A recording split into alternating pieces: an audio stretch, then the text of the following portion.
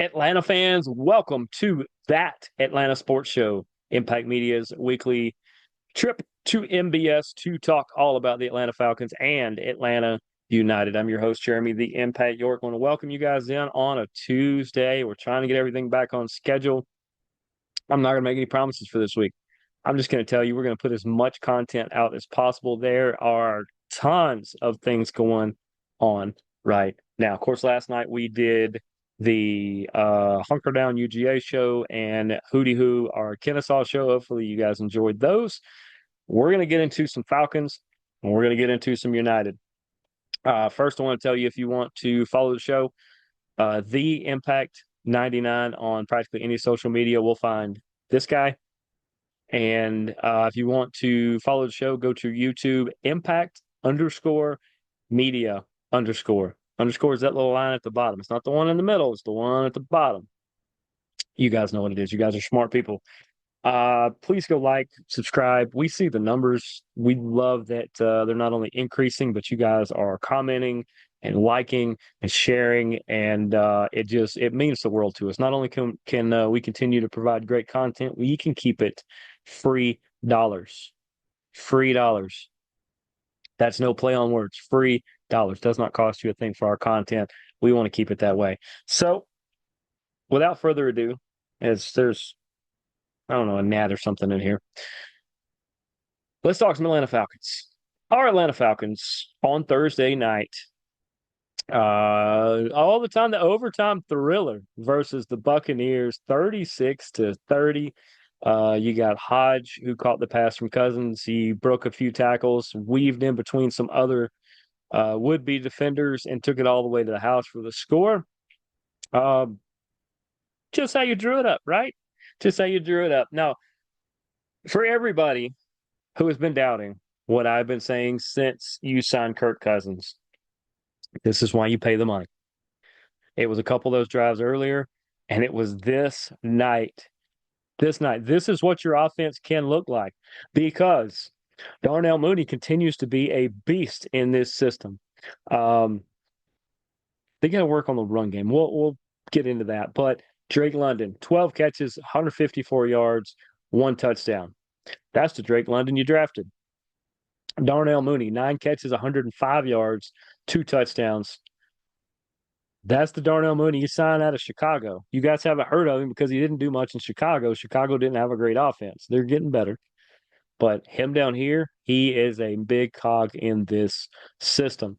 Kyle Pitts, we were about to say pick up a white or a red courtesy phone. Where you been, bud? Kyle Pitts, 7 catches, 88 yards. He almost had a score. He's going to have some this year, guys. But Cotterell Hodge, 2 catches, 67 yards, including the 45-yard winner and the touchdown. Ray McLeod, who is becoming a big-time player. Remember, Ray McLeod is your number 3.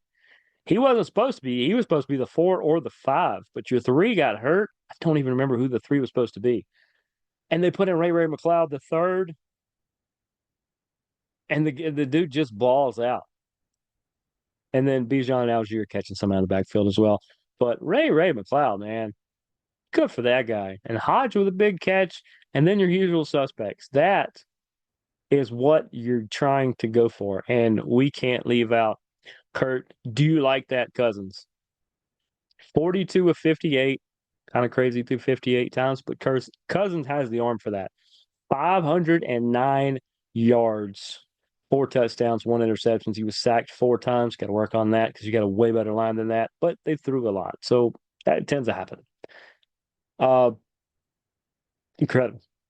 Incredible night. That is what you draw it up for. That's seriously what you pay him for. That is why he is still the starter, and Michael Penix Jr. is still learning. It's nothing against Penix, but Penix couldn't have had that game. Not yet. He will down the road, maybe in a year and a half, because I think Cousins is slowly earning himself another year. Maybe. We'll see. We'll see how that goes. But, I mean, defensively, Onyemata with the big sack, Jesse Bates and Caden Ellis, Grady Jarrett, J.D. Bertrand, big-time days, big-time tackle monster days. Just this is what you're looking for out of this team. I mean, Young Hoku, he missed two field goals. That's fine, but he hit the other three, including a 54-yarder. I would say right now, the two best kickers in the game are the guy for Pittsburgh, that Boswell, and Young Hoku. Because if they were playing horse and they were kicking from beyond 50, this game could go for a long time. This is like if Michael Johnson and Larry Bird, look it up, folks, they're actual people, had a shoot around back in the 80s, in the early 90s. They might be there for days till one of them finally misses. It's probably just because they get bored. And Bradley Pinion, the one punt he has, pinned him in the 20. It was a thing of beauty. See, as a punter, most of the time you only get yelled at when you do something bad, you don't have a good day. How about he only had to punt once because this offense was flowing? And the one time he did, he pinned the Buccaneers back. Exactly what he's supposed to do. What they had 70,000 people in attendance. So that's the announced attendance. So that's probably close to that. You guys packed it out on a Thursday. Good for you. Good for you. It's on Prime, so hopefully a lot more people saw it. Man, what else can you say about the Falcons? I got to give a little bit of kudos. How about you held Baker Mayfield to 180 total yards. He did throw three touchdowns, but how do you score three touchdowns and only throw three touchdowns? I mean, three touchdowns, you only get 180 yards. That's like 60 yards a touchdown. That's crazy. Because they really didn't run the ball much. That means there's mistakes that you got to clean up. But Mike Evans, of course, is going to get his. Sterling Shepard, I didn't see him as a big weapon for Tampa, but he's turned into one. He's definitely turned into one. Mike Evans and Chris Godwin, of course, are the number one, number two. But the Bucs are not bad. The Bucs are 3-2 now. So are the Falcons. We know the Saints are right there as well. Panthers are playing for next year. Um, but good for Tampa, especially Logan Hall and Vita Vea and Anthony Nelson, who all had sacks. They're a really good squad, guys. They're an exceptional squad. Let's go to the standings. We want to see those.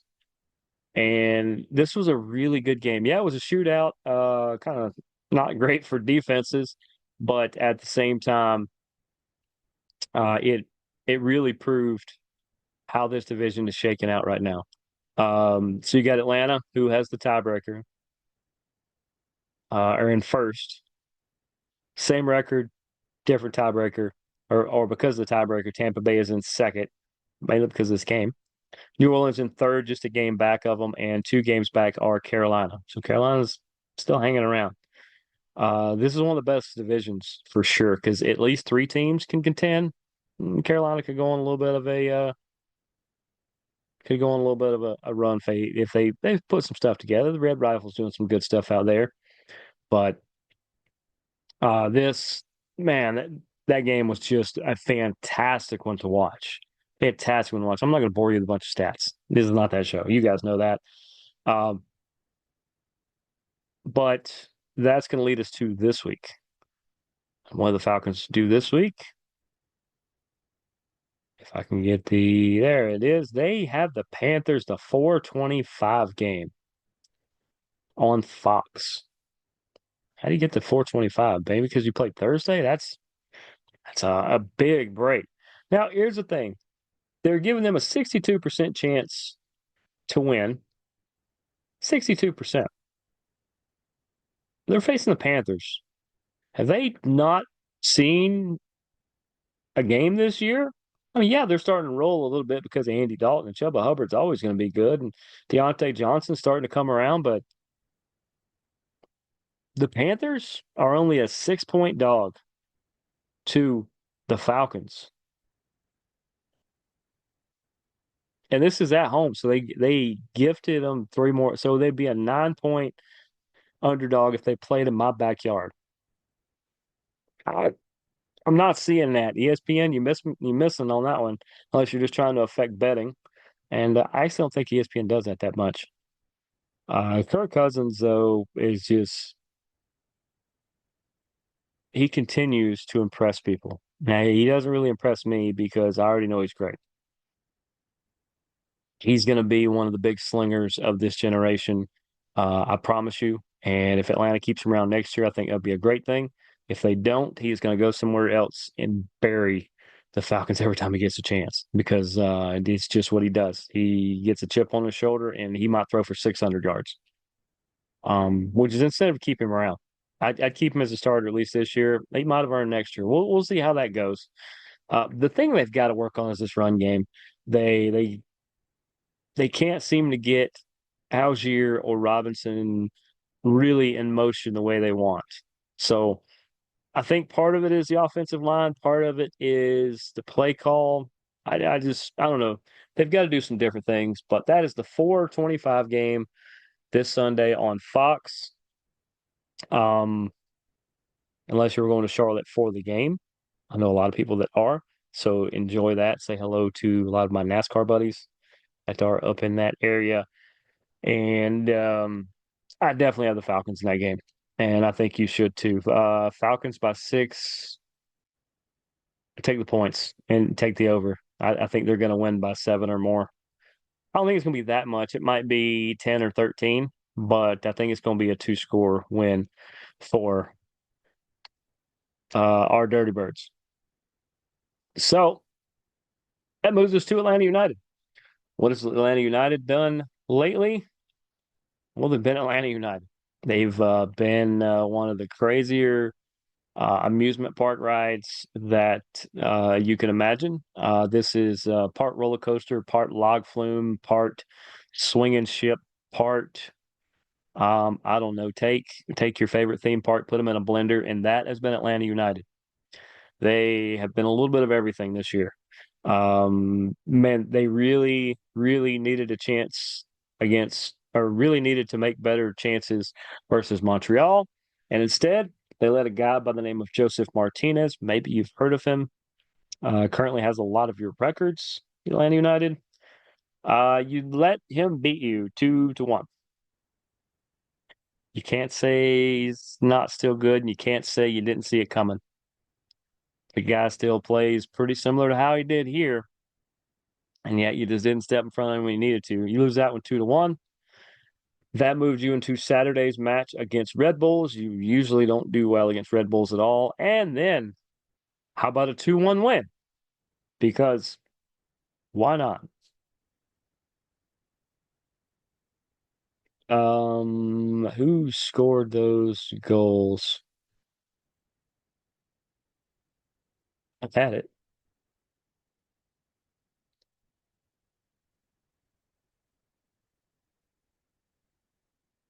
Um, there we go. Alexei Moranchuk, I believe, had the number 2 goal, and Tyler Wolf had the first goal for Atlanta United. They get the 2-1 victory. They made us sweat it out. They made us sweat that out. Something big, something fierce. I hope you all have recovered by now because now it is a log jam.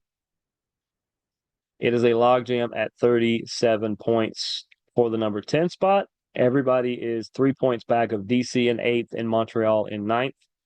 And there's one game left. So you need DC and Montreal to lose. And honestly, Toronto and Philly to tie, and you need to win. That's pretty much what you're looking at. Pretty much what you're looking at this particular juncture. Let's see if we can get. Can we get? Let's see if we can get the overall. There we go. We are going to. Is this decision day? Oh, they're going to get a week off first, and then they're not going to play until the 19th, I believe is decision day. That's the last day. I know they play Orlando. They will play at 6 p.m. on that Saturday. They will play in Orlando, who has won 4 of their last 5. It's going to be a tough task. As far as teams that you need to lose, you need Montreal to lose to NYCFC or to at least draw. You need I think DC United, right? Is that the other one? You need, no, you need Toronto and Philly. Okay, I think we got this figured out. You need Montreal and DC United to lose. So we are cheering for NYCFC. That can be done. And Charlotte, it's going to be a little bit taller of a task to beat DC. Um, we need Cincinnati to draw or defeat Philadelphia. And we need, where's the other game? Who's the other one on here? Philly. Oh, yeah. We need Cincinnati to draw or defeat Philly. And we need, where, don't see Toronto. Toronto played their last game already? Hey, maybe they've played already. I don't know. We need a lot, but we need to win. More importantly, the best shot for us to get in, we can't win tiebreakers. We show right there that we're third of three in that tiebreaker. So we have to win. And we have to hope for some other things to happen, but weirder things have happened, especially on decision day. I feel good about this squad. I feel it's going to look different next year. We all know that. I say that all the time. It's going to, because here's what's going to happen. Regardless of when this season ends, we're going to see the new manager hired. I don't think it's going to be Rob Valentino. Wish him the best. And if he decides to stick around or if he decides to move on, because I get it. But you're going to see by the end of this month, you're going to see the new head coach hired because that's going to give them a jump start on finding the new GM, whatever is going to take over for Boca Negra to work with Garth Lagerway.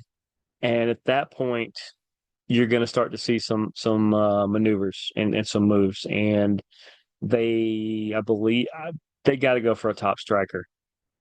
For one, Rios is on a loan, so you're not keeping him. He's going back. I believe he's being recalled anyway. You just had some people that were sent to international duty for this week, maybe next. I'm not sure about that. A couple people you're going to be missing. I think Mosquera, a couple other ones. So it's going to look interesting. Um, but when you see the people you are going to hang on to, you have the key pieces where they should be. So at that point, we're going to really see this thing round into shape. I think Guzan is going to stick around at least another year. If he doesn't, I could see them going to get a goalie. But other than that, like I said, it's been a just wacky ride for the year. But this team still continues to fight. Most of you continue to, well, all of my audience continue to cheer this team, but majority of the fan base is still behind this team. You just got spoiled so early with all the winning and the trophies and everything, but this team is still really good. They're gonna be better next year. Just wait and see what Garth's gonna do.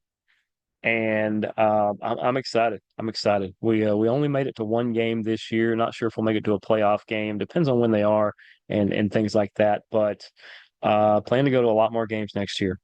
Plan to see you guys a lot more. Love talking United to you guys, even on MARTA trains. It's fun, even at other events. But we've reached the end of the show. Appreciate all you guys tuning in to listen to me rant and rave about our Falcons and our United. And this has been another great edition of That Atlanta Sports Show. I'm Jeremy the Impact York. We will see you guys next time. Deuces, gooses. Go United. Go Falcons.